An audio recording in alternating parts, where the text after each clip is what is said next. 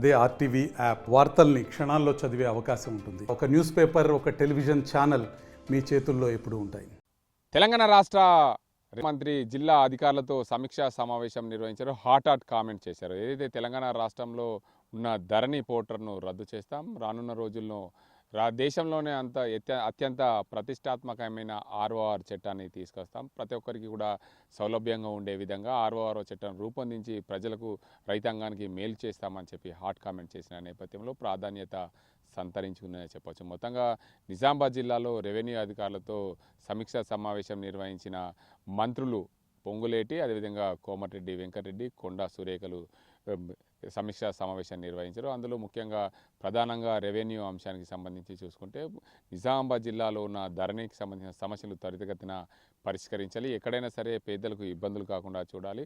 దీనికి అందరికి సంబంధించి ఎవరైనా సరే తమకు భూమి తమ పేరు మీద పట్టా కాలేదంటే ఏంటి సమస్య అని పూర్తి స్థాయిలో రెవెన్యూ అధికారులను, స్థానికంగా ఉండే ఆర్డీఓలను, సబ్ కలెక్టర్లను అడిగి తెలుసుకున్న పరిస్థితి. ఎందుకు మీరు తిరస్కరిస్తున్నారు, ఎవరైనా పేద ప్రజలు ఎవరైనా ఉంటే వారికి ఉన్న సమస్యలు ఏంటి, వారిని ఎందుకు తిరస్కరించే అవకాశం వచ్చిందని చెప్పి హాట్గా మాట్లాడిన పరిస్థితి ఉంది. ఏదైతే దీనికి అందరికి సంబంధించి జిల్లా వ్యాప్తంగా ఉన్న రెవెన్యూ సమస్యలన్నీ త్వరితగతిన పరిష్కరించాలి. దానికి అందరికి సంబంధించి పూర్తి స్థాయిలో ఎక్కడ పేద ప్రజలకు ఇబ్బందులు కలగకుండా, సామాన్య చిన్న సన్నకారు రైతులకు ఎక్కడ కూడా అసౌకర్యం కలగకుండా వారికి సంబంధించిన భూములన్నీ కూడా ధరణి పోర్టల్లో ఉండే విధంగా చూసుకునే విధంగా, వారి పేర్ల మీద ఉండే విధంగా అధికారులు పూర్తి స్థాయిలో సమీక్షా సమావేశాలు నిర్వహించి ఎక్కడైనా సరే కింది స్థాయి రైతులకు ఇబ్బంది కాకుండా చూసుకోవాల్సిన బాధ్యత మీదే అని చెప్పి జిల్లా కలెక్టర్ను, అదేవిధంగా స్థానికంగా ఉండే ఆర్డీఓలను ఆదేశాలు జారీ చేశారు. ఎక్కడైనా సరే ప్రభుత్వ భూములు ఉన్నప్పుడు వాటిని పూర్తిగా ఎవరైనా కబ్జా చేస్తే వాటిని పూర్తిగా తీసుకొని ఫెన్సింగ్ చేసే బాధ్యత కూడా జిల్లా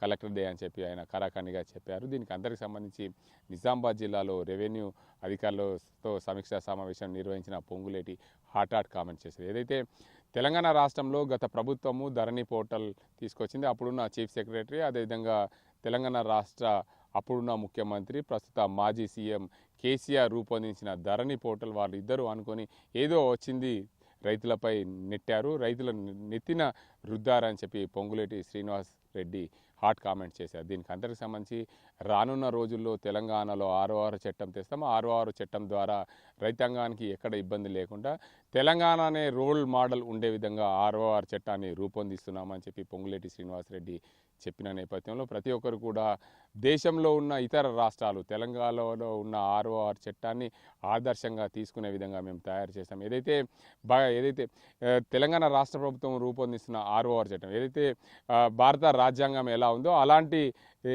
చట్టాన్ని, ఏదైతే ఆర్ఓఆర్ చట్టాన్ని అలాగే తీసుకొస్తాం. ఆర్ఓఆర్ చట్టంలో ప్రతి ఒక్కరు ఏదైతే భగవద్గీతలో ఉన్న అంశాన్ని కానీ, మైనార్టీలు నిర్వహించే ఖురాన్ కానీ, క్రిస్టియన్స్ అతిగా మొక్కే భగవద్గీత కానీ, వీటన్నింటిని కూడా ఎలాంటి అంశాలను ప్రతి ఒక్కరు దాన్ని పూజిస్తారో అదేవిధంగా ఆర్ఓఆర్ చట్టాలని రూపొందించినాం. దేశంలో ఉన్న ప్రతి ఒక్కరు ఆర్ఓఆర్ చట్టాల్లో ఉన్న అంశాలని తీసుకునే విధంగా తయారు చేశామని అలాంటి హాట్ కామెంట్ చేసిన నేపథ్యంలో ప్రాధాన్యత సంతరించుకొని చెప్పచ్చు. జిల్లాకు సంబంధించిన రెవెన్యూ అధికారులను పూర్తిగా ప్రశంసించారు.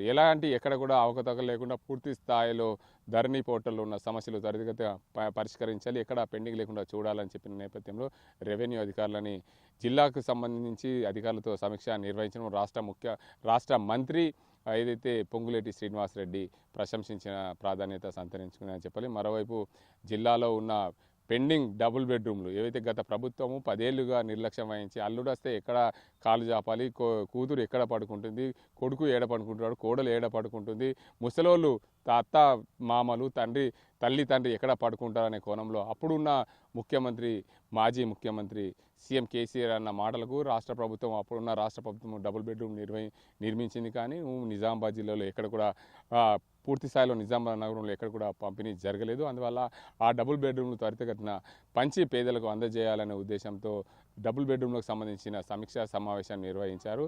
దసరాలోపే పేద ప్రజలకు, అర్హులైన వారందరికీ డబుల్ బోనంజా అనే విధంగా కూడా ఆయన హామీ ఇచ్చారు. దసరాలోపే ఏదైతే నిర్మాణం జరిగి పూర్తి స్థాయిలో పంపిణీకి ఉన్న డబుల్ బెడ్రూమ్లు పంపిణీ చేయాలని చెప్పి సమీక్షా సమావేశంలో చెప్పారు. దానికి అందరికి సంబంధించి ఏదైతే జిల్లాకు సంబంధించిన డబుల్ బెడ్రూమ్ అంశం తెరపైకి వచ్చినప్పుడు జిల్లాలో డబుల్ బెడ్రూమ్లకు సంబంధించి పూర్తి స్థాయిలో డబుల్ బెడ్రూమ్లు అయితే నిజామాబాద్లో నగరంలో నిర్మాణం అయ్యాయి, పంపిణీకి సిద్ధంగా ఉన్నాయి. కానీ అక్కడ పూర్తిగా ఇన్ఫ్రాస్ట్రక్చర్ ఏదైతే డోర్లు కానీ దర్వాజాలు కానీ దానికి అందరికి సంబంధించి తలుపులు కిటికీలు కరెంటు వైరింగు అదేవిధంగా సివరేజ్కి సంబంధించి తాగునీటికి సంబంధించిన అంశాలను పూర్తి స్థాయిలో దసరాలోపే పూర్తి చేయాలి. అక్కడ ఏదైనా సమస్యలు ఉంటే పరిష్కారం దిశగా జిల్లా కలెక్టర్ ఆదేశాలు జారీ చేశారు. ఆ సమయంలో పూర్తిగా అధికారులు అయితే అప్రమత్తం చేశారు. మరోసారి ఇలాంటి తప్పిదాలు జరగకుండా ఎక్కడైనా సరే పెండింగ్లో ఉన్న డబుల్ బెడ్రూమ్ పూర్తి స్థాయిలో పనిచేసి దానికి అందరికీ కూడా పేద ప్రజలకు అర్హులైన ప్రతి ఒక్క పేద ప్రజలకు ఇవ్వాలని చెప్పి జిల్లా కలెక్టర్కు సూచించారు మంత్రి పొంగులేటి శ్రీనివాసరెడ్డి. అదే కోణంలో కూడా పూర్తిగా డబుల్ బెడ్రూమ్లు అయితే డబుల్ బోనంజా దసరాలోపే పేద ప్రజలందరినీ పంపిణీ చేయాలి. జిల్లా ఇన్ఛార్జి మంత్రి కనసన్నల్లో ఇది జరగాలి. ఆ ఇన్ఛార్జి మంత్రి పూర్తిగా బాధ్యతలు వహిస్తారు. వారే దీనికి అందరికి సంబంధించి పంపిణీ చేస్తారు. ఏదైనా సరే గతంలో డబుల్ బెడ్రూమ్లకు సంబంధించిన ఏదైతే లబ్ధిదారులను ఎంపిక చేశారో అందులో అత్యంత పేదవారు ఎవరైతున్నారో వారందరినీ కూడా పరిగణలోకి తీసుకుంటే ఎవరైనా సరే పింక్ చొక్కా వేసుకున్న వారికి డబుల్ బెడ్రూమ్లు ఇచ్చారో వాటన్నింటినీ కూడా తీసేస్తాం. అర్హులైన పేదవారందరికీ పట్టాలు ఇచ్చే దిశగా సీఎం రేవంత్ రెడ్డి ఆదేశాలతో ఈ పని జరుగుతుందని చెప్పారు. ఇందిరమ్మ రాజ్య స్థాపన ధ్యేయంగా ఇలాంటి పనులు డబుల్ బెడ్రూమ్ దసరాలోపు డబుల్ బోనంజా ఇస్తామని చెప్పి మంత్రి పొంగులేటి చెప్పిన నేపథ్యంలో ప్రాధాన్యత సంతరించుకుని చెప్పి మరోవైపు జిల్లాలో అత్యంత ప్రతిష్టాత్మకంగా పేదల కోసం వైద్యం అందించే పేదాసుపత్రి ప్రభుత్వ ఆసుపత్రి అక్కడ మెరుగైన సౌకర్యాలు కల్పించే దిశగా ప్రయత్నాలు చేయాలి. అక్కడ ఉన్న స్టాఫ్ను త్వరితగతిన రిక్రూట్ చేసుకోవాలని చెప్పి జిల్లా కలెక్టర్కు సూచించారు. ఏవైనా ఇబ్బంది ఉంటే మాకు తెలపండి. దాని ద్వారా ఏదైతే అవుట్సోర్సింగ్ ద్వారా పూర్తి స్థాయిలో రివ్యూ ఏదైతే ఉద్యోగులను డాక్టర్లను నియమించుకోవచ్చు అనే పూర్తి స్థాయిలో జిల్లా కలెక్టర్కు ఆదేశాలు అందించిన నేపథ్యంలో పూర్తి స్థాయిలో జిల్లా ఆసుపత్రికి సంబంధించి ఏదైతే రాష్ట్రంలోనే గాంధీ హాస్పిటల్ తర్వాత నిజామాబాద్ ఆసుపత్రి పేరొంది. గాంధీ ఆసుపత్రిలో ఉన్న ఓపీని దాటి గత వారం రోజుల నిజామాబాద్ ఆసుపత్రి పనిచేస్తున్న నేపథ్యంలో పూర్తిగా దీనికి అంతటికి సంబంధించి జిల్లాకు సంబంధించిన అధికారులని వైద్య అధికారులను ఆసుపత్రి సూపరింటెండెంట్ను మంత్రి పొంగులేటి శ్రీనివాసరెడ్డి ప్రశంసించారు. అదే కోణంలో కూడా పూర్తి స్థాయిలో జిల్లాలో ఎల్ఆర్ఎస్ కానీ ప్రభుత్వ భూములు కానీ ఏవైనా సరే ఆక్రమణకు గురైతే వాటిపైన కఠిన చర్యలు తీసుకోవాలి. ఆక్రమణకు గురి చేసిన వారిపైన కేసులు నమోదు చేయాలి. ఆ భూములు ప్రభుత్వము కబ్జా చేసుకోవాలి. దానికి పూర్తి స్థాయిలో ఫెన్సింగ్ చేయాలి. ప్రభుత్వ భూములు కాపాడే దిశగా ప్రభుత్వ అధికారులు పూర్తిగా ఫెన్సింగ్ చేయాలి. ఏదైనా సరే తెలంగాణ రాష్ట్రంలో ప్రభుత్వ భూములు కబ్జా గురి కాకుండా చూసే బాధ్యత కింది స్థాయి అధికారులది.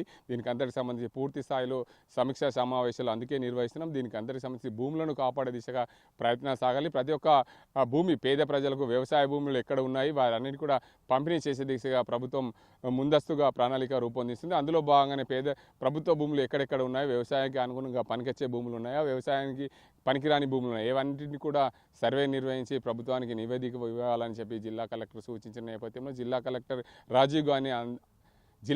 రాజీవ్ గాంధీ హనుమంతు పూర్తి స్థాయిలో వీటన్నింటి కూడా సమీక్షా సమావేశాలు నిర్వహించి కింది స్థాయి అధికారులతో ప్రభుత్వ భూములు ఎక్కడ ఉన్నాయి, వ్యవసాయానికి పనికొచ్చే లేవని దాని అన్నిటికీ కూడా లిస్టు తయారు చేసి త్వరితగతిన పంపించాలని చెప్పి మంత్రి పొంగులేటి శ్రీనివాసరెడ్డి ఆదేశాలు జారీ చేశారు. ఏదేమైనప్పటికీ నిజామాబాద్ జిల్లాలో అధికారులతో సమీక్షా సమావేశాలు నిర్వహించిన మంత్రి పొంగులేటి కోమటిరెడ్డి వెంకటరెడ్డి కొండా సూరేఖలు సమీక్షా సమావేశం నిర్వహించిన నేపథ్యంలో పొంగులేటి శ్రీనివాసరెడ్డి అత్యంత ప్రతిష్టాత్మకంగా సమీక్షా సమావేశాన్ని నిర్వహించారు. అందులో భాగంగా పలు అంశాలు తెరపైకి వచ్చాయి. అధికారులను కొందరిని ప్రశంసించారు, కొందరికి చీవాట్లు పెట్టిన పరిస్థితి అయితే నెలకొంది. ఇది ఇక్కడ పరిస్థితి.